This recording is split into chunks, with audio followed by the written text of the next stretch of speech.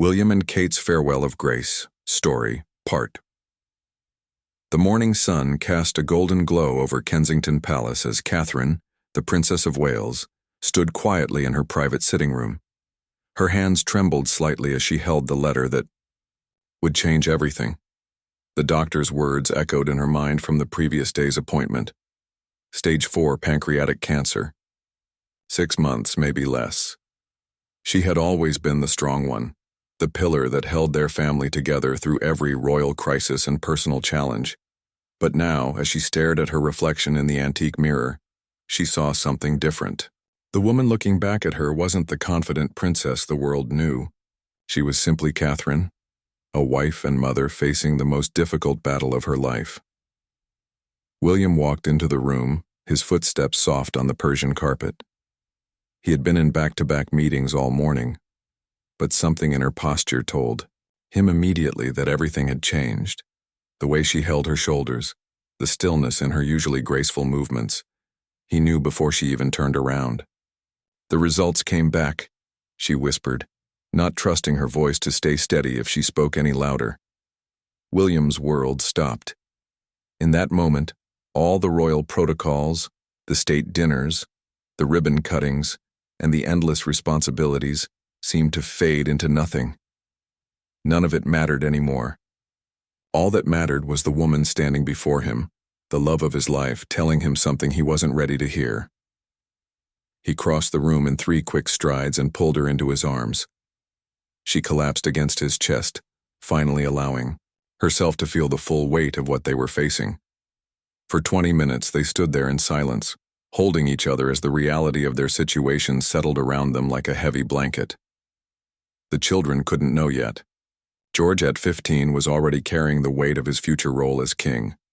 Charlotte at 13 was just beginning to find her own path in life. And little Louis, only 10 years old, still believed his parents could fix anything. How do you tell your children that their mother, their anchor, might not be there to see them grow up? Catherine pulled back from William's embrace and wiped her eyes with the back of her hand.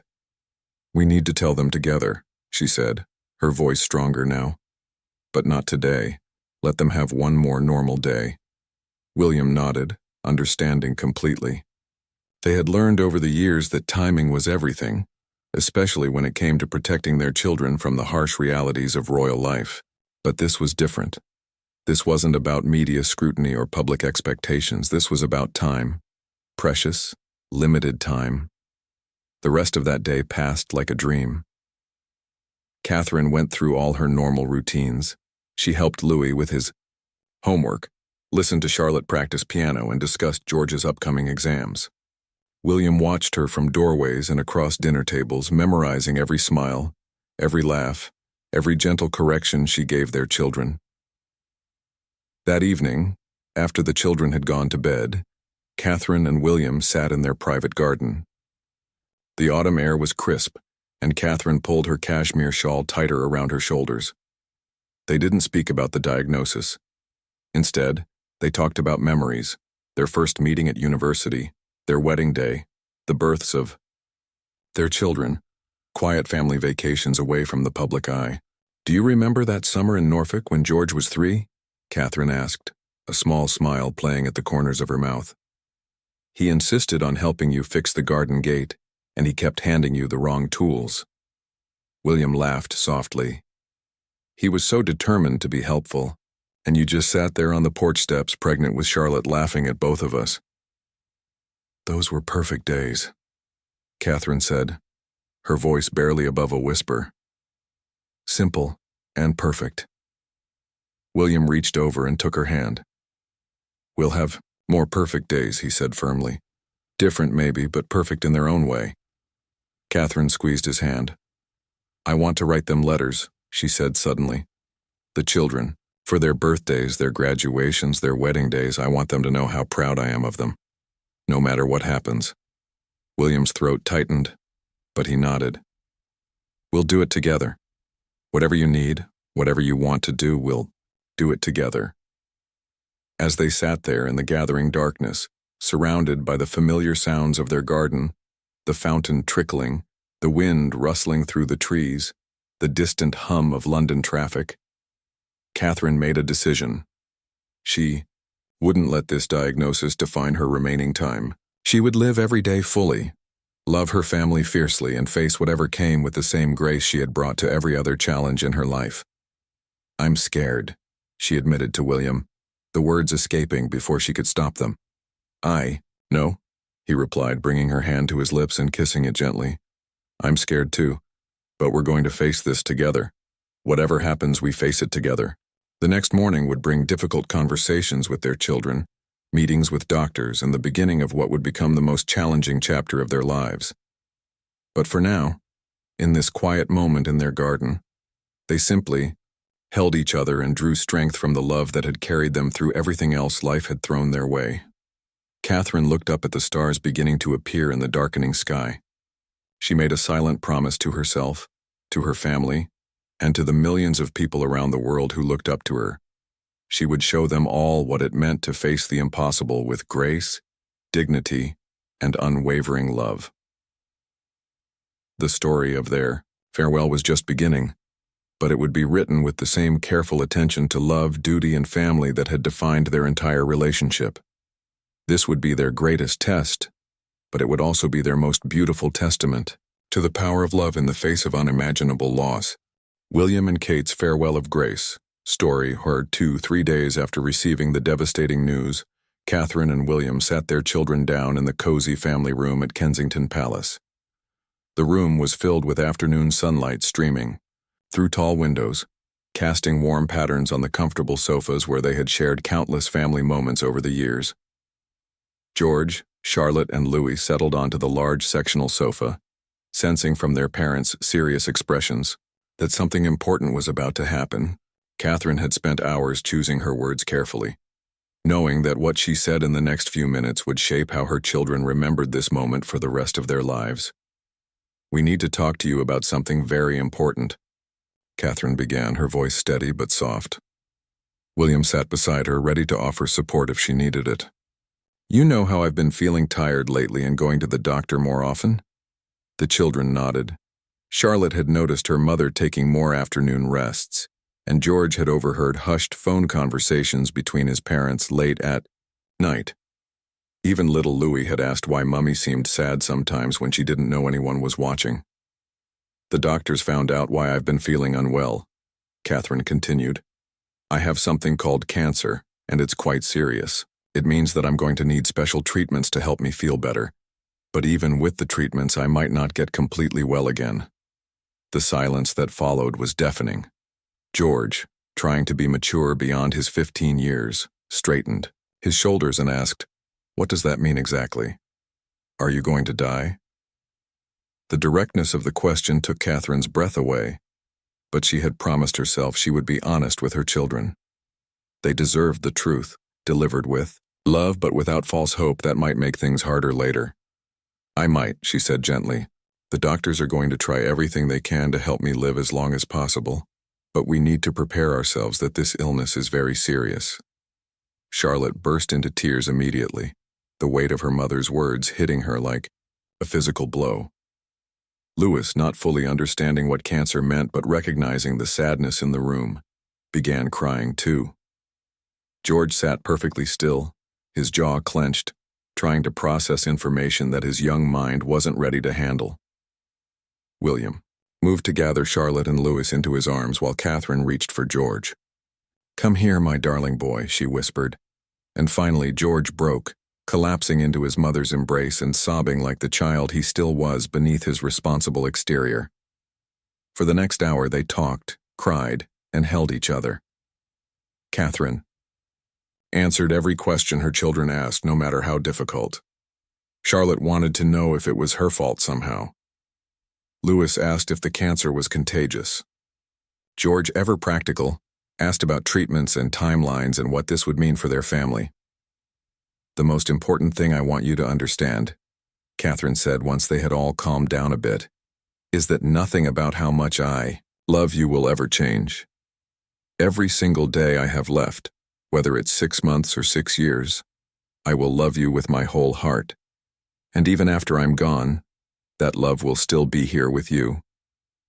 William watched his wife comfort their children, and marveled at her strength. Even facing her own mortality, her first concern was protecting them, helping them understand, making sure they felt secure in her love. The days that followed were a whirlwind of medical appointments, treatment consultations, and difficult decisions. Catherine chose to undergo chemotherapy, not because the doctors were optimistic about a cure, but because it might give her more time with her family. Every extra day was worth fighting for. The royal household was informed on a need-to-know basis. The Queen, now in her 90s and having faced her own share of family tragedies, provided unwavering support. King Charles, William's father, cleared his schedule to spend more time with his daughter-in-law and grandchildren. The entire family rallied around Catherine and William, with a unity that reminded them why family bonds are the strongest of all. Catherine decided to step back from most of her royal duties, though she insisted on keeping a few engagements that were particularly close to her heart. Her work with early childhood development had always been her passion, and she wanted to see through a major initiative she had been planning for months. "If I only have a short time left," she told William one evening as they reviewed her schedule, "I want to spend it on things that matter most. Our children, our family, and the causes that can make a real difference in people's lives." William supported her decision completely, though privately he worried about her pushing herself too hard. He had taken on more of her royal duties in addition to his own, working longer hours so that Catherine could focus on treatment and family time. The staff noticed how he never complained, never showed frustration, and always spoke of his wife with complete devotion. The children began spending even more time with their mother. Homework was done in her sitting room while she rested between treatments. Family dinners became sacred time with no phones, no official business, just the five of them talking and laughing together. They took weekend trips to their country home, in Norfolk, where they could be completely private and just be a family. Catherine started a journal during this time, writing not just about her illness but about the beauty she was discovering in ordinary moments. The way Louis still climbed into bed with her on weekend mornings. How Charlotte had started bringing her flowers from the garden every few days. The mature conversations she was having with George about life, responsibility, and what it means to serve others. "I'm learning that time isn't about quantity," she wrote one evening. "It's about depth, about presence, about making every moment count. I have more meaningful conversations with my children now in one day than I used to have in a week. This illness is terrible, but it's also teaching us all how to love better." William read her journal entries when she shared them with him, and he was constantly amazed by her perspective. Instead of focusing on what she was losing, she wrote about what she was gaining: deeper connections, clearer priorities, and a profound appreciation for the love that surrounded her. The public was not yet aware of Catherine's diagnosis. The Royal Communications team had crafted a careful statement about her stepping back from duties due to health concerns, but the full truth remained private. Catherine and William wanted to protect their children from media scrutiny for as long as possible, allowing them to process their mother's illness without the added pressure of public attention. As the first month of treatment ended, Catherine looked in the mirror and barely recognized herself.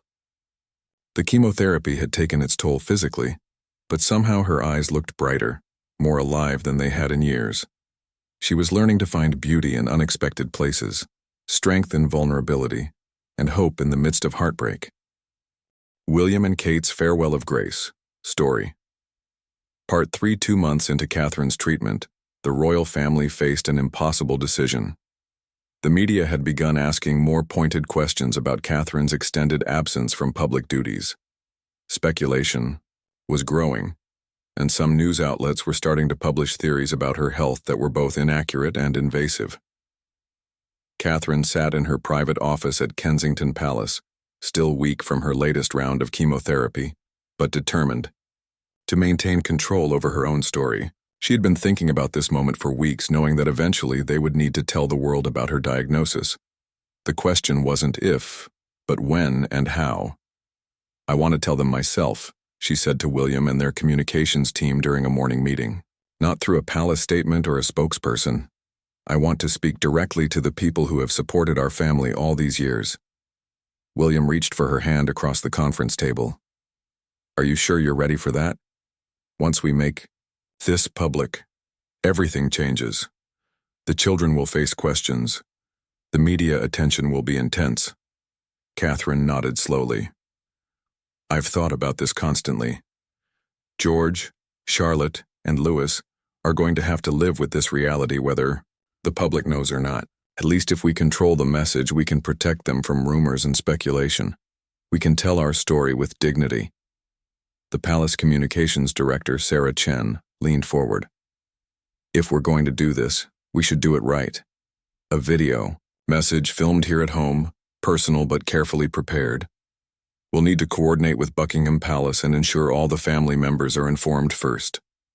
Catherine agreed. She spent the next week working with William and their closest advisors to craft a message that would be honest about her diagnosis, while emphasizing hope, family strength, and gratitude for public support. She practiced the speech dozens of times, wanting every word to convey exactly what she meant to say. The video was filmed on a crisp autumn morning in the garden at Kensington Palace. Catherine wore a simple blue dress, her favorite color, and William sat beside her on a wooden bench surrounded by the flowers she had planted years earlier. The setting was intimate and peaceful, designed to feel like a personal conversation rather than a formal royal address. "Hello," Catherine began, looking directly into the camera, with the warm smile that had endeared her to millions around the world. "William and I wanted to share some personal news with you directly, rather than letting you hear it from other sources." Her voice was steady as she explained her diagnosis, the treatment plan, and what this meant for her royal duties and their family's future. She spoke about the love and support they had received from family and medical professionals, and she expressed gratitude for the privacy that had allowed them to process this news as a family first. "I want you to know that I am surrounded by love, receiving excellent medical care and taking each day as it comes," she continued. "William and our children are my source of strength, and together we are facing this challenge with hope and determination." William spoke briefly about his role in supporting Catherine and their family, and his commitment to continuing their shared royal duties to the best of his ability. But the focus remained on Catherine, her grace under pressure, and her determination to live fully despite her diagnosis. The video ended with Catherine looking directly into the camera once more. "To everyone who has followed our family's journey over the years, thank you for your kindness, your prayers, and your support. They mean more to us than you can possibly know. We ask for your continued prayers and for privacy as we navigate this difficult time together." The response to the video was immediate and overwhelming. Within hours of its release, Kensington Palace was flooded with thousands of letters, flowers, and messages of support from around the world. The hashtag Prayers for Catherine began trending globally, with people sharing their own stories of facing cancer and expressing admiration for her courage in speaking so openly about her diagnosis. The children watched the video together as a family before it was released to ensure they were comfortable with what their parents were sharing. George, now more mature than ever, told his mother he was proud of her bravery. Charlotte cried watching it but said she was glad people would finally understand why their mother needed to rest more often. Louis, still processing what it all meant, simply hugged Catherine tight and told her she looked beautiful. The weeks following the video's release brought an unexpected outpouring of love that touched Catherine's heart deeply. Children drew pictures and sent them to the palace. Cancer survivors wrote letters sharing their own experiences and offering encouragement. Even world leaders reached out privately to express their support for the family. Catherine was particularly moved by the response from other mothers who were facing similar diagnoses. They wrote about how seeing her speak so openly about her illness gave them courage to have difficult conversations with their own children. Some shared that watching her maintain her dignity and grace while dealing with cancer inspired them to approach their own battles differently. "I never expected this," Catherine told William one evening as they read through some of the letters together. "I thought telling the world about my illness would make me feel more vulnerable, but instead it feels like I'm surrounded by love from people I've never even met." The medical team treating Catherine was also amazed by what they called the Catherine effect. Donations to cancer research organizations spiked dramatically after her announcement. More people began getting preventive screenings. The conversation around cancer care and family support became more open and less stigmatized. Catherine decided to use this attention in a positive way. Working with her medical team, she began recording short video messages for newly diagnosed cancer patients, offering encouragement and sharing practical advice about treatment. She spoke about the importance of asking for help, maintaining hope during difficult days, and finding joy in small moments. These videos, shared through cancer support organizations, became incredibly popular. Catherine's ability to speak honestly about the fear, exhaustion, and uncertainty that came with her diagnosis while maintaining her characteristic warmth and optimism resonated with thousands of people facing similar battles. The children began to see their mother's illness in a new light. Instead of just being something terrible that was happening to their family, they started to understand how their mother's courage was inspiring others. Charlotte began volunteering to help answer some of the children's letters that arrived at the palace. George worked with palace staff to organize the flowers and cards that continued pouring in. Louis drew pictures to send back to some of the children who had written to his mother. As autumn turned to winter, Catherine's treatment continued, but something had shifted. The family was still facing the same medical reality, but they no longer felt like they were facing it alone. The love and support from around the world had become a source of strength that none of them had anticipated. Catherine often thought about how sharing their story had changed not just how others saw her illness, but how she saw it herself. She was still scared, still fighting, still uncertain about the future. But she was also more connected to people around the world, more aware of her impact, and more determined than ever to make every remaining day count. William and Kate's farewell of grace. Story part 4. By winter, Catherine's condition had stabilized somewhat, giving the family precious months they hadn't dared to hope for. The chemotherapy treatments were taking their toll, but Catherine's spirits remained surprisingly strong, buoyed by the incredible support from around the world and her determination to make the most of whatever time she had left. During this period, Catherine embarked on what she privately called her legacy project. She began working intensively on video messages for her children, recording hours of content for them to discover throughout their lives. These weren't just messages for birthdays and weddings, but conversations about everything she wanted to share with them as they grew up. "My darling George," she said into the camera one December afternoon, wrapped in a soft cashmere blanket in her favorite chair by the window. "If you're watching this, you're probably preparing for your coronation someday. I want you to know that being king isn't about the crown or the ceremonies. It's about service, about putting others before yourself, about using your position to make life better for people who don't have the same advantages you do." She recorded separate messages for each child, tailored to their personalities and the paths she saw them taking.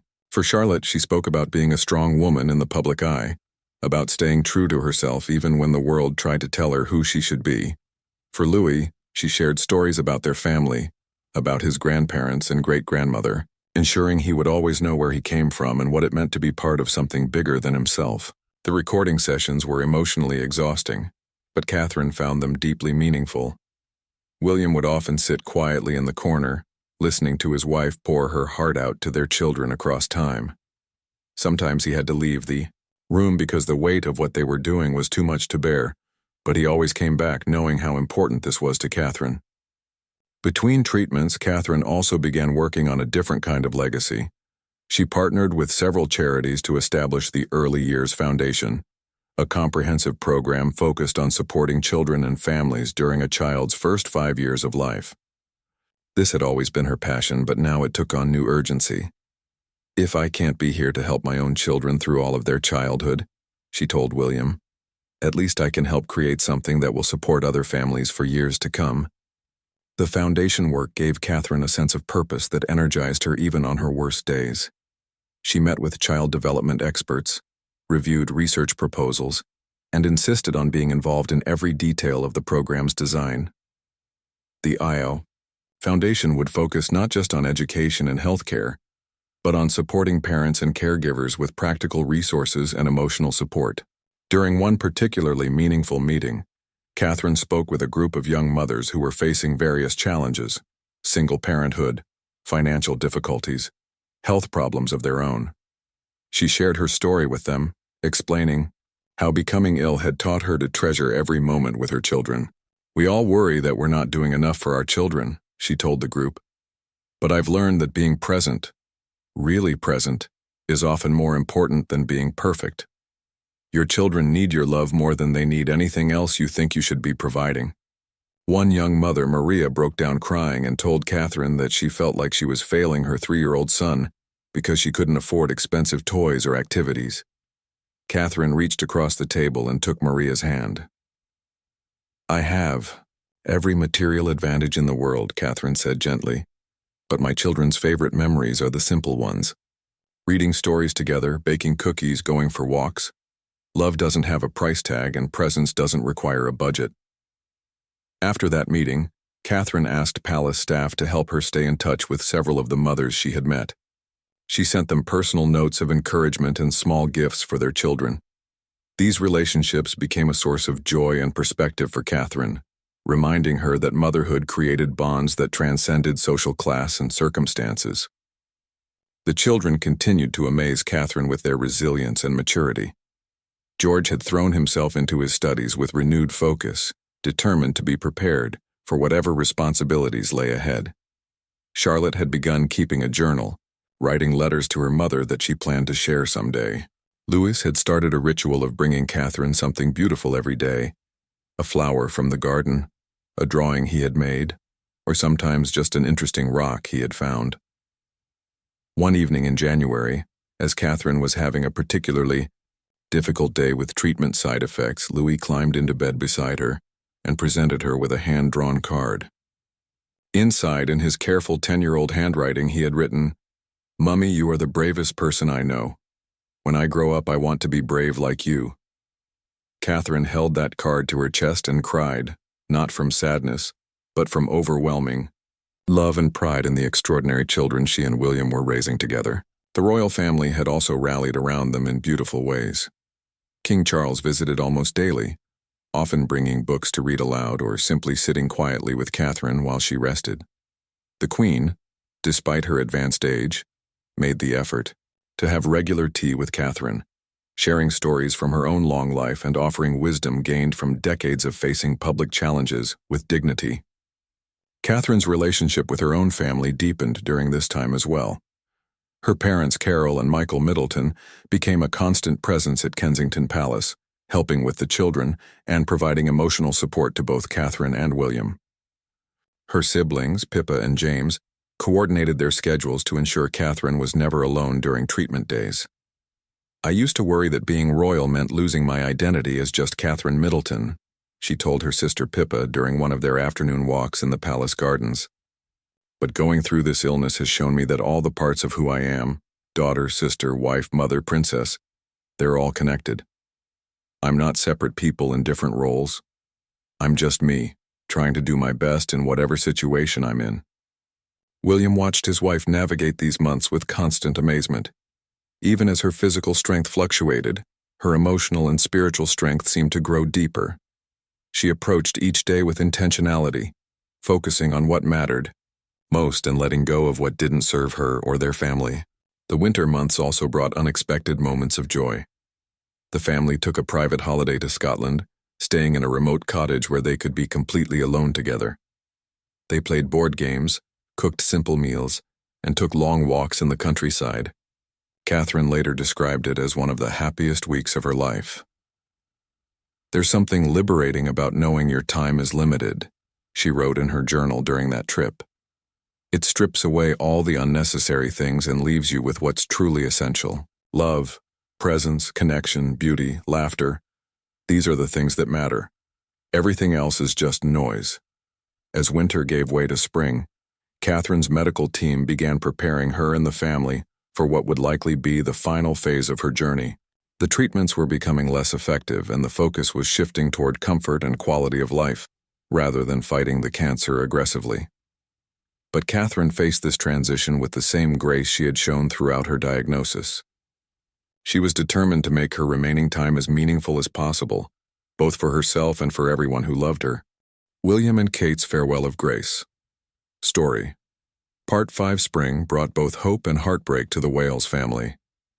Catherine's doctors had delivered the news they had all been dreading. The treatments were no longer working effectively, and it was time to focus on comfort and making the most of whatever time remained. The prognosis was measured in weeks rather than months. Catherine received the news with a calmness that surprised even herself. She had been preparing for this moment, mentally and emotionally, for months. And while it was devastating, it wasn't unexpected. Her first concern, as always, was for her family. "I want to have one more Easter together," she told William as they sat in their private garden, watching the daffodils bloom, a real celebration with all the traditions, all the family together. "And then I want to plan something special for each of the children." William nodded, his throat too tight to speak immediately. They had talked about this possibility, but hearing Catherine discuss it so matter-of-factly made everything feel suddenly urgent and precious.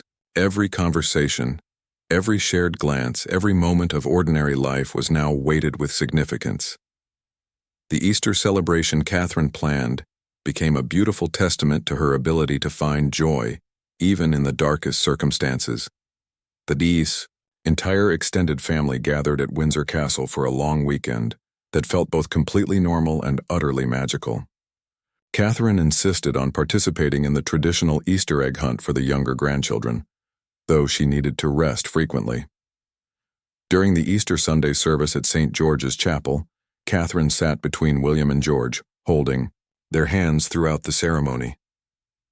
The hymns that day seemed to take on deeper meaning, and more than one family member found themselves crying during the service, not from despair, but from overwhelming gratitude for the love that surrounded them.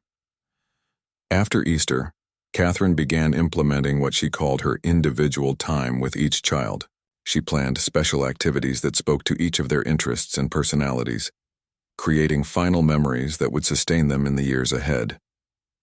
With George, now 16 and grappling with the weight of his future responsibilities, she spent long hours in conversation about leadership, service, and what it truly meant to be royal. They visited some of her favorite charities together, and Catherine introduced George to people whose lives had been touched by royal patronage. "Being future king isn't a burden, my darling," she told him during one of their last outings together. "It's an opportunity to serve something bigger than yourself. Use your privilege to lift others up, to give voice to those who might not be heard otherwise. That's what will make you not just a good king, but a good man." George, mature beyond his years but still very much a teenager dealing with grief, listened intently to every word. He had begun keeping notes of their conversations, knowing he would want to remember her exact words in the years to come. With Charlotte, Catherine planned what they called their girls' days, afternoons of baking, jewelry making, and long talks about growing up in the public eye as a strong, independent woman. Catherine shared stories about her own struggles with confidence as a young woman and how she had learned to stay true to herself despite public scrutiny. "You have such a beautiful spirit, Charlotte," Catherine told her daughter during one of their baking sessions. "Don't ever let anyone dim that light or tell you to be smaller than you are. The world needs strong women who aren't afraid to use their voices for good." Charlotte treasured these moments with her mother, learning not just practical skills but absorbing life lessons that would guide her through the challenges ahead. She had started writing in a special journal that she planned to keep forever, recording not just events but the feelings and conversations that made these days so precious. With Louis, the youngest and most confused by everything happening around him, Catherine focused on play and wonder. They spent hours in the palace gardens, naming flowers and butterflies, creating fairy houses out of twigs and leaves, and reading his favorite stories over and over again. Catherine also worked with William to create what she called a comfort box for Louis, a collection of items that would help him remember her when he was sad. It included one of her silk scarves that still carried her perfume, recordings of her reading his favorite bedtime stories, and dozens of small notes with messages like, "Mommy loves you," and "You are braver than you know," that he could discover when he needed them most. During this time, Catherine also insisted on having private conversations with extended family members and close friends. She met with each person who had played an important role in her life, sharing memories, expressing gratitude, and offering final words of love and encouragement. Her conversation with William's father, King Charles, was particularly meaningful. They had developed a close relationship over the years, and Charles had always admired Catherine's natural grace and dedication to duty. She asked him to promise that he would continue to guide and support William as he navigated single parenthood and increased royal responsibilities. "You have been like a father to me," she told Charles during their last private conversation. "Please continue to be a grandfather to my children. They'll need your wisdom and your stories about their mother." Charles moved beyond words, promised that he would ensure Catherine's memory and values remained alive in the family for generations to come. Catherine also spent considerable time with her own parents, Carol and Michael Middleton. These conversations were perhaps the most difficult of all, as they grappled with the unnatural order of a child facing death before her parents. Catherine focused on expressing gratitude for the foundation of love and security they had given her, which had made everything else in her life possible. As spring progressed into early summer, Catherine's physical condition declined more rapidly, but her spirit remained remarkably strong. She continued to find joy in small moments. Charlotte bringing her flowers from the garden, Louis climbing into bed with her for morning cuddles, George sharing stories about his day at school, William reading to her in the evenings. The palace, staff who had served the family for years were deeply affected by Catherine's grace during this difficult time. She made sure to personally thank each staff member who had been part of their lives, often sharing specific memories that showed how much she had noticed and appreciated their service over the years. "You've all been part of our family's story," she told the household staff during a gathering in late May. "Thank you for taking such good care of us, for protecting our privacy, and for making this house a home. William and the children will continue to need your support, and I know you'll give it with the same dedication you've always shown." As May turned to June, Catherine made one final request. She wanted to record a video message for the public, not an official statement, but a personal thank you to the millions of people around the world who had supported her family with prayers, letters, and love throughout her illness. The video was filmed in her favorite sitting room at Kensington Palace, surrounded by photos of her family and flowers from the garden she loved so much. Catherine wore a soft pink dress and her grandmother's pearl necklace, looking fragile but radiant as she spoke directly to the camera. "To everyone around the world who has followed our family's journey," she began, her voice warm, despite her obvious fatigue, "I wanted to speak to you one last time to say thank you. When William and I shared news of my illness, we never expected the incredible outpouring of love that followed. Your letters, your prayers, your kindness, they have been a source of strength that carried us through the darkest days." She paused, gathering her thoughts and her energy. "I've learned so much during this journey about what truly matters in life. It's not the grand gestures or the public appearances. It's the quiet moments of love, the everyday acts of kindness, the connections we make with one another. You have shown me that love knows no boundaries, not of distance, not of social status, not of nationality." Catherine went on to speak about her children, her gratitude for the time she had been given with them, and her hope that her story might inspire others facing similar challenges to approach them with courage and grace. She asked people to remember her not as a princess who died young, but as a mother who loved deeply and lived fully, even when time was short. "If my story has taught you anything," she concluded, "let it be this. Tell the people you love that you love them. Don't wait for tomorrow to show kindness. Find joy in ordinary moments and remember that love, real, true love, is the only thing that lasts forever." The video would not be released until after her death, but recording it gave Catherine a sense of completion, knowing she had been able to say goodbye to the world on her own terms. As June progressed, Catherine spent most of her time in bed, but she insisted that the bedroom doors remain open so she could hear the sounds of family life continuing around her. She loved listening to the children's voices as they did homework, practiced music, or played games. William worked from a desk in their bedroom whenever possible, maintaining the illusion of normalcy that had become so important to all of them. Dr. Sarah Williams, Catherine's oncologist, marveled at how the family had handled this journey. "I've never seen a family face terminal illness with such grace," she told her colleagues. The princess has turned her final months into a masterclass in living with intention, loving without reservation, and dying with dignity. On a warm afternoon in mid-June, Catherine asked William to help her sit in the garden one more time. Wrapped in blankets and surrounded by pillows, she spent 2 hours just watching her children play, listening to the fountain and feeling the sun on her face. It would be her last time outside.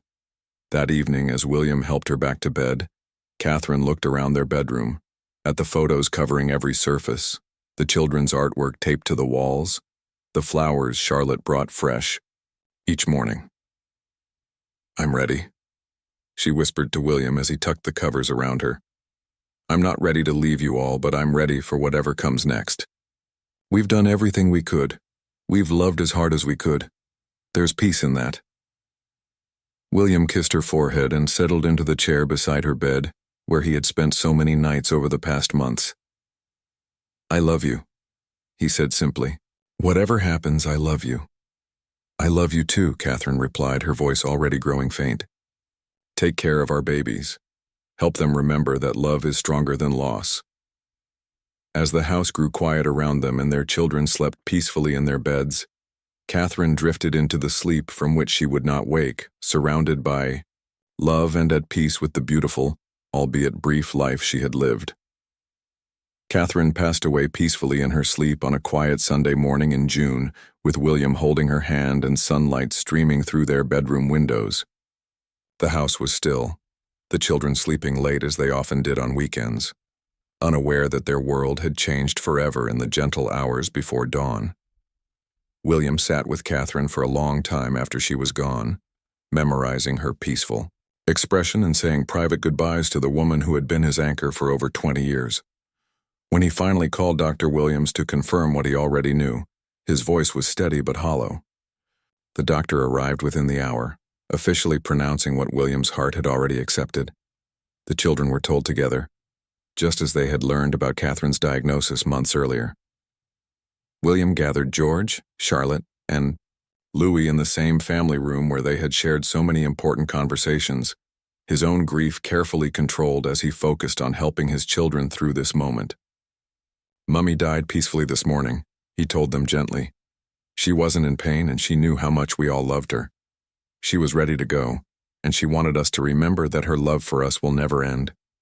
The reactions were as different as the children themselves. George, trying to be strong for his younger siblings, asked practical questions about funeral arrangements and what would happen next. Charlotte sobbed openly, grieving not just for her mother, but for all the future moments they would never share. Louis, still not fully understanding the permanence of death, asked when Mummy would come back. William answered every question with patience and honesty, drawing on conversations he and Catherine had prepared for this moment. They spent the morning together, sharing memories, looking at photos, and slowly beginning to process a reality none of them wanted to accept.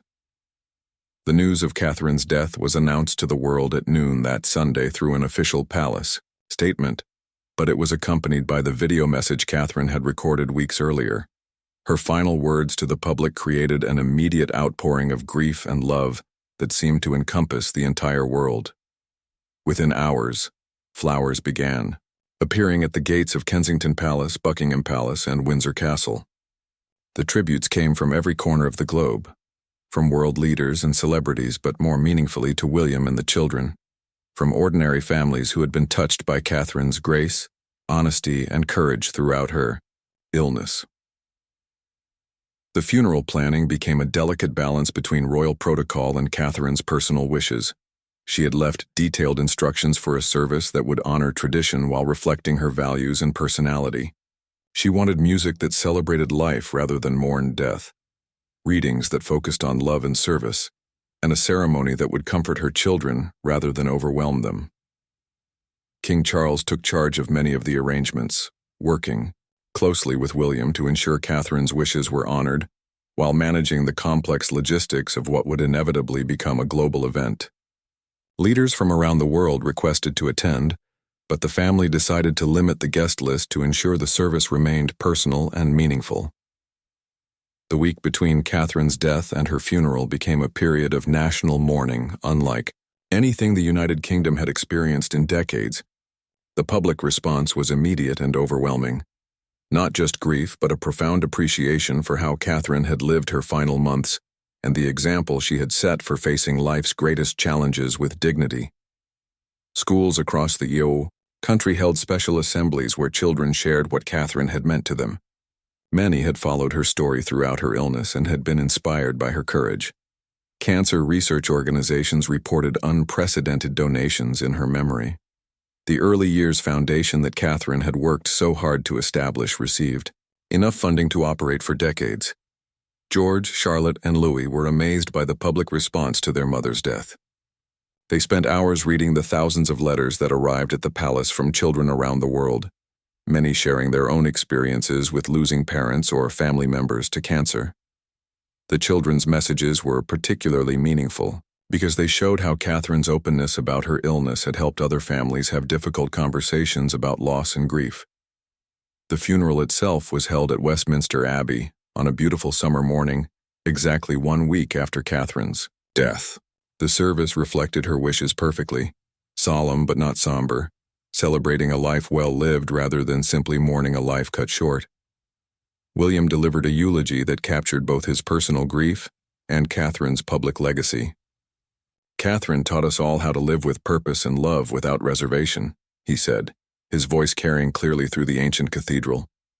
"She showed us that grace isn't about perfection. It's about how we respond when life becomes difficult." She faced her final challenge the same way she faced every other challenge in her life, with courage, dignity, and an unwavering commitment to putting family and service above herself. George, Charlotte, and Louis sat in the front row, surrounded by family members who provided silent support throughout the service.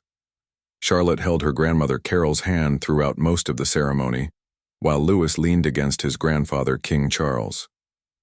George sat straight and composed, looking remarkably like his father had at the same age during his mother Diana's funeral. The music Catherine had chosen filled the abbey with beauty rather than sadness.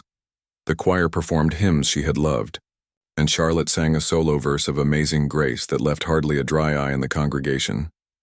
It was a moment of pure love transcending grief, exactly what Catherine would have wanted. After the funeral, Catherine was buried in a private ceremony at Windsor Castle, in the royal burial ground where she could rest near other beloved family members. The children each placed a personal item in her coffin. George, his first letter from Cambridge accepting his place at university. Charlotte, a poem she had written about their baking sessions together. And Louis, a drawing of their family surrounded by flowers. The weeks and months that followed tested the Wales family's resilience in ways they couldn't have imagined. William struggled to balance his increased royal duties with single parenthood, often feeling overwhelmed by responsibilities that Catherine had made look effortless. The children each grieved differently, requiring different types of support and understanding.